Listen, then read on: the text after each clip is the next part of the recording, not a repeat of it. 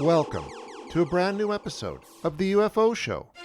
In this installment, the Navy refuses to release any more UAP videos. Pilots see some very mysterious lights over Argentina, and a man who saw an alien as a child hopes to meet one again.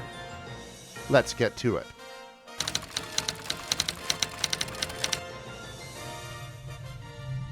Things changed forever in April of 2020 for UFO enthusiasts and society in general when the Navy officially released videos of what they identified as UAPs, unidentified aerial phenomena. It was a reaction to the same videos being leaked a few years prior, so with their backs against the wall, the government had to admit that, no, they did not know what those flying crafts were.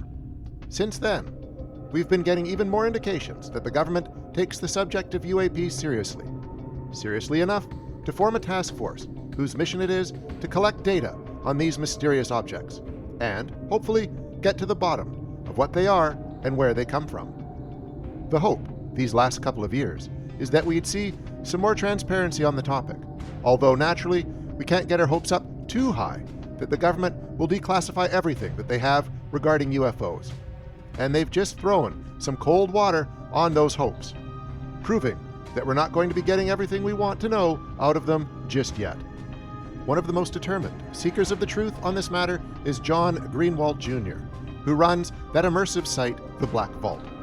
Greenwald is already a legend in our little community thanks to his persistence in trying to get government agencies to open up on a variety of secretive matters, one of them being the truth about UFOs.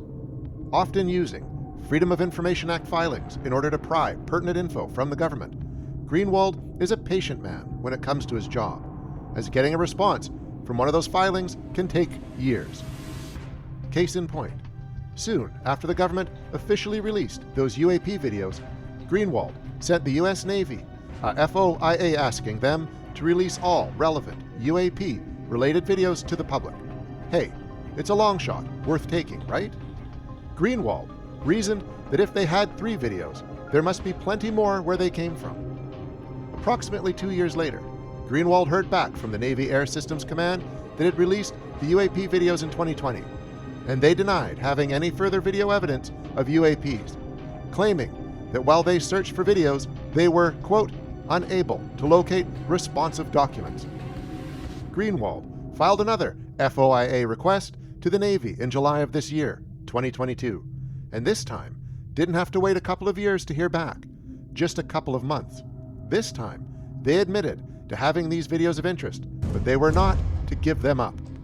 To quote their official response, the UAP task force has responded back to DNS 36 and have stated that the requested videos contain sensitive information pertaining to unidentified aerial phenomena and are classified and are exempt from disclosure in their entirety.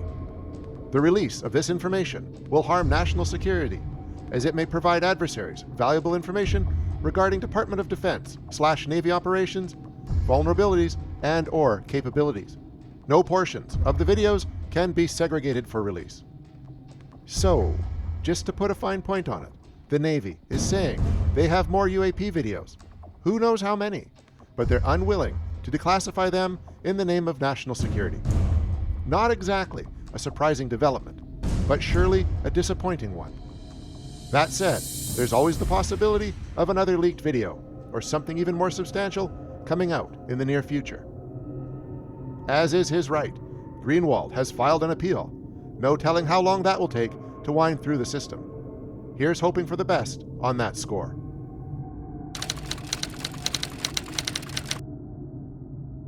Add this intriguing tale to the long list of professional airline pilots seeing what could be UFOs in the sky. In September, several pilots over Argentina saw strange lights flying about, with still no explanation forthcoming as to what they were. The site, La Opinion Austral, had the scoop, with quotes from one of the amazed pilots who saw the lights with his own eyes. In addition, there's video of the lights, although, as is usually the case with these videos, it's hard to make out exactly what we're looking at. Isn't that always the way? The episode lasted approximately 20 minutes, according to the pilot, whose name has not been disclosed. It happened around 11 p.m. local time, above the Rio Negro tributary. while several planes were flying toward an airport in Buenos Aires. One of the pilots of the 737 noticed a strange light up ahead of him. Static at first, then flickering. Then another light appeared nearby, and the two lights started making what the pilot described as short vertical runs, though it was difficult at first to determine how far away they were. They were intensely bright, star-like, and fast. The pilot's quotes follow. Suddenly, my attention is drawn to what I thought was a star in front, far away and a little to the left, between 11 and 12 o'clock from our position. It increased in brightness and changed the frequency at which it flickered. I kept looking at it, and suddenly it disappeared. It was a clear night, with a moon and no clouds. I asked the co-pilot if he had seen a star that had disappeared, and he answered no. So I insisted that there was a star in front, and that it was gone, and in that moment appeared again, and now yes, we both see it. The two pilots confirmed with the nearby air traffic control if it was a plane that was in front of them, to which they got a negative. There were, however, two planes pulling in behind them, and pretty soon, the initial two pilots would find out they weren't alone in their confusion. Quote, the commander of the plane that was coming behind us comments that they were also seeing two lights, and then the commander of a third plane also asked about their position. In subsequent moments, we continued to see intermittently one and two lights that appeared and disappeared, changed position and brightness. They made short vertical movements for approximately 20 minutes. In audio obtained by the website, one of the commanders of the plane asks, quote, did we see the Polanco UFO? Well, another responds, I was about to ask the same thing. That's a reference to perhaps Argentina's most famous UFO sighting by pilot Jorge Polanco in 1995, an event still marveled over by people in the country and in the UFO world. So what did these men see up there? They weren't drones, nor were they Starlink satellites. That's been confirmed. Perhaps this will remain filed in the unexplained bin, but we can always hope the truth will come out eventually.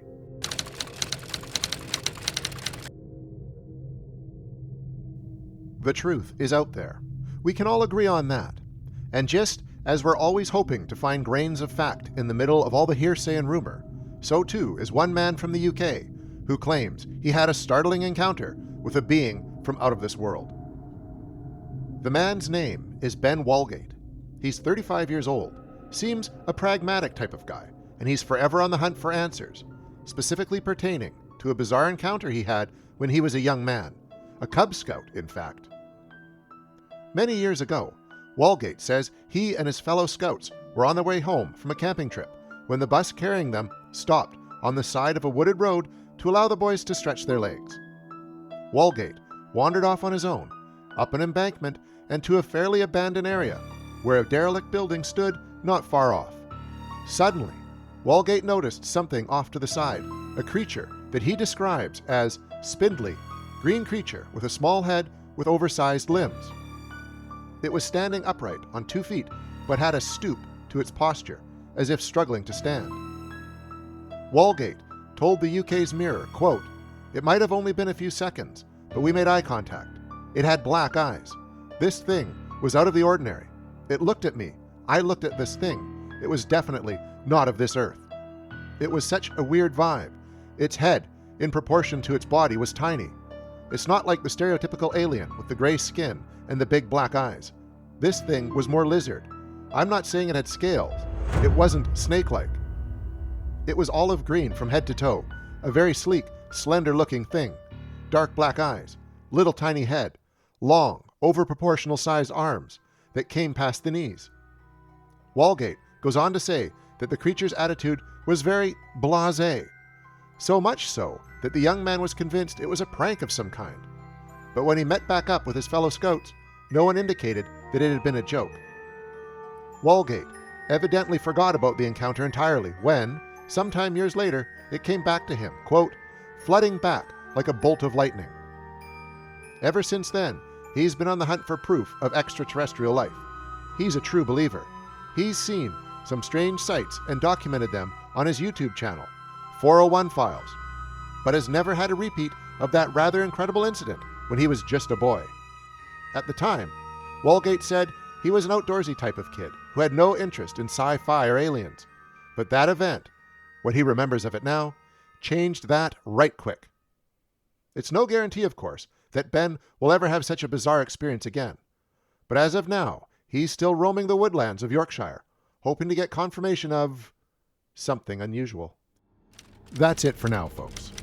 The truth is out there, somewhere, and we're going to be keeping an eye on things for all you true believers. And if you have anything to share with us, don't hesitate to send us an email at ufoshow@joeblow.com. We're eager to hear from all of our fellow UFO and outer space enthusiasts.